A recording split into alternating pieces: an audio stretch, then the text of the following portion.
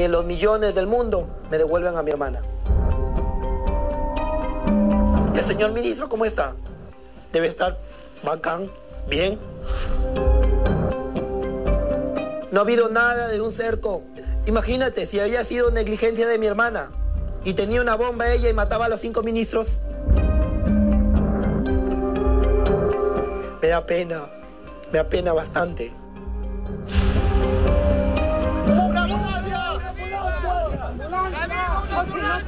¡Está viva, está viva! ¡Está viva! ¡Está viva! ¡Hay que auxiliar!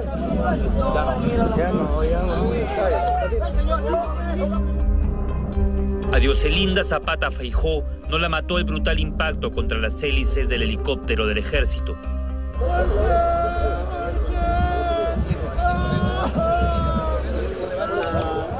A esta joven tumbesina de 21 años la mató la indiferencia de las autoridades, la liquidó la impotencia de ver a su madre encadenada en vano, de estar todo el día persiguiendo justicia y no ser escuchada por un ministro de Estado que hasta en 3 ocasiones le habría dado la espalda, siendo insensible a su dolor. Este señor no sirve para ministro, no sirve para ser premier, no sirve, porque en primer lugar, ¿cómo va una joven que le han dejado pasar? Se han abierto las puertas para que entre, para que le dé al ministro, y el ministro, viendo todo eso de la policía, viendo eso porque se da cuenta de que le han dejado pasar, le sube la luna. Y después mi hermana se retira porque ya no había nada que hacer. La horrenda muerte de esta joven no solo fue registrada en video, sino que ha terminado con la orden de prisión preventiva para los 3 miembros de la tripulación del helicóptero: el piloto Marcelino Barriga, el copiloto Héctor Cabero y el suboficial Freddy Ramos Guamaní afrontan ahora una acusación fiscal como presuntos autores de un homicidio culposo. El piloto recibe órdenes. ¿Acaso él ordenó que se aterrice en ese lugar? ¿El piloto y los tripulantes decidieron ir a Tumbes? Esto es una orden más arriba que ellos, de alguien superior a ellos. Y esa es la responsabilidad. La macabra escena ocurrió en las narices del premier Pedro Cateriano y de 4 ministros que junto a autoridades locales y regionales realizaban en Tumbes el pasado jueves una visita inopinada a los trabajos de prevención por el fenómeno del niño. Lamento este accidente, ¿no?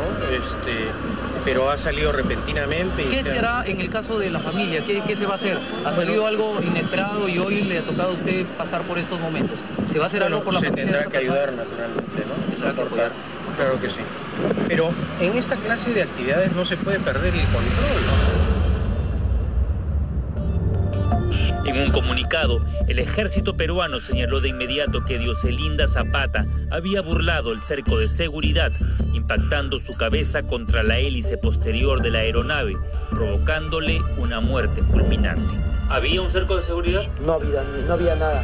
Y gracias a mis imágenes de ahí, miren, eso sucede caminando o llegó corriendo mi hermana. Llegó caminando. El llanto desgarrador de Luis Roque, el hermano mayor de Dioselinda, daba cuenta del instante dramático, la absurda muerte de una joven que desde muy temprano había intentado por todos los medios acercarse al premier Cateriano y entregarle esta carta en nombre de su hermano preso en el penal de Puerto Pizarro, en Tumbes. Ha habido varias oportunidades para que agarre el papel, varias oportunidades. Uno fue en el aeropuerto, la segunda vez ha sido a la hora de la salida del proyecto Puyango, y la tercera, de vida o muerte, que decía el papel. En este papel, hoy roto por las lágrimas, manchado por la sangre de una víctima inocente, Dioselinda Zapata había escrito de puño y letra un mensaje desesperado, una agónica invocación para que a través del presidente del Consejo de Ministros se pudiera revisar la detención de Roy Roque, al parecer víctima de una injusta prisión. Señor ministro, le pido por favor que analice este caso. Usted es muy importante. Le pedimos que haga justicia. Le pido que analice este tema, que es de vida o muerte. Esa última frase resultó premonitoria. Llegar con este mensaje a las manos del premier, a Dioselinda, le costó la vida. A Dioselinda le importaba muchísimo. Ella ha dado la vida por él. Yo creo que lo ha dado la vida por él, porque ella me ha hecho escribir esto. Lo ha hecho, ¿sabes por qué? porque ya sabía, creo, lo que sucedía su destino estaba ya estaba para que esta injusticia pare. Estudiaba Derecho en la universidad. Linda, como le decían en casa, estaba convencida de que su hermano Roy, preso por un supuesto hurto agravado, era inocente. Por eso no dudó, tal como vemos en estas fotografías, en escribir pancartas y esperar desde las 7 de la mañana en el aeropuerto de Tumbes la llegada de los ilustres visitantes. Primero hemos estado en el aeropuerto, después hemos estado en el proyecto Puyango. Después de nuevo mi hermana se ha ido al aeropuerto a seguirlo al señor ministro. La secuencia de fotos retrata lo dicho por Luis Roque.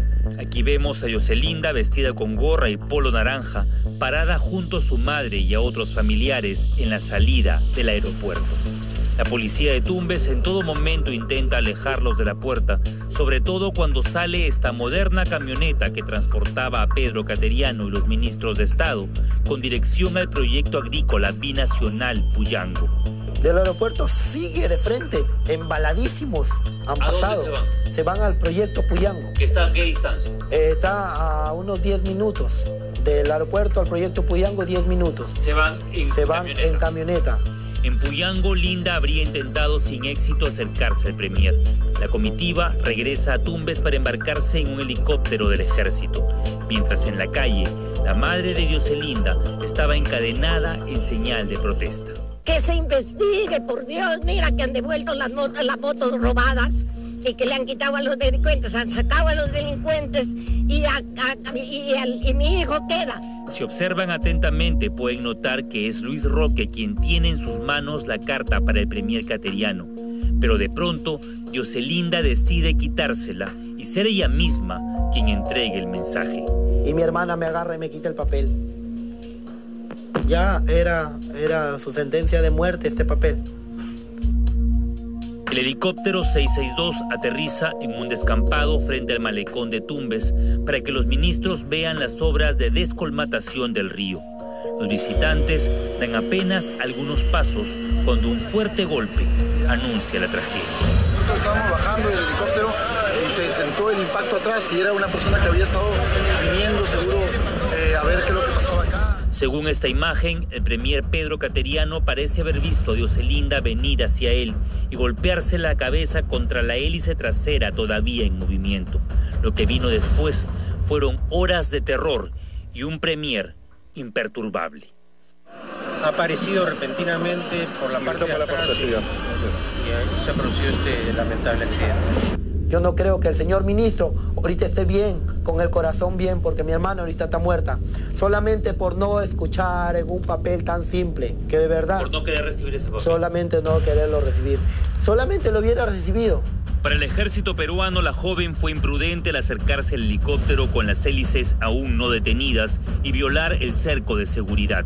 Sin embargo, en ningún momento se observa señalización alguna, como tampoco a policías o militares acordonando la zona. Y mira, ve, eso sucede caminando o llegó corriendo mi hermana. Llegó caminando. Y si llegó caminando, ¿qué seguridad había?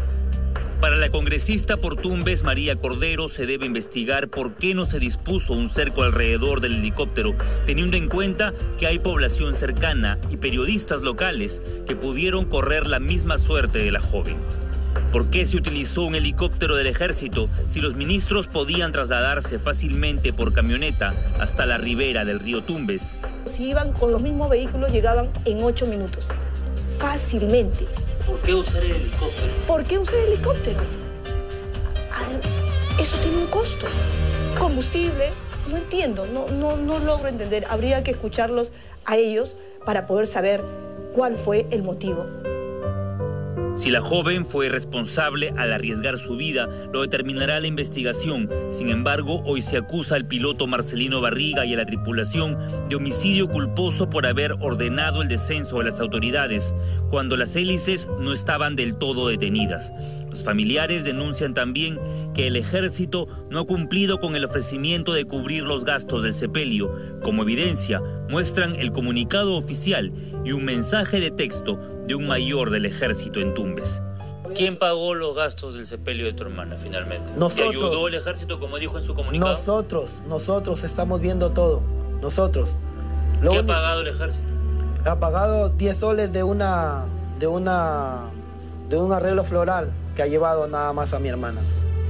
Luis Roque está ahora en Lima dispuesto a entablar una denuncia en la Fiscalía y en la Defensoría del Pueblo buscando a los responsables por la muerte de su hermana menor y además exigiría una indemnización y la revisión del caso de su hermano Roy Roque, preso en Tumbes y por el que Dioselinda dio la vida. Voy a denunciar al primer ministro, Pedro Cateriano, por homicidio culposo, por la muerte de mi hermana, Dioselinda Zapata Feijó. Que no quede impune, por favor, presidente de la República. Ironías del destino, al final de aquella carta escrita por la víctima y que Pedro Cateriano jamás leyó, están las bendiciones para un premier que ahora podría enfrentar una tremenda acusación.